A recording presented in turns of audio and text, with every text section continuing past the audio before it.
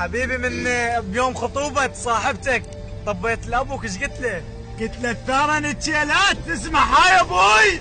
ايه المارد حبيتك يريدونها اليوم زفتها وخذوها يهلهلون وعاشت ايدك خي بيت ضمونها ام فلان راح تتنحل ارد اخلف لك قصيده بلونها من خذوها بيوم زفتها اندحل رب خلت انساني لا يأذونها ورب عوضنا بمثلها هي كون فك قبل السبعه ويردونها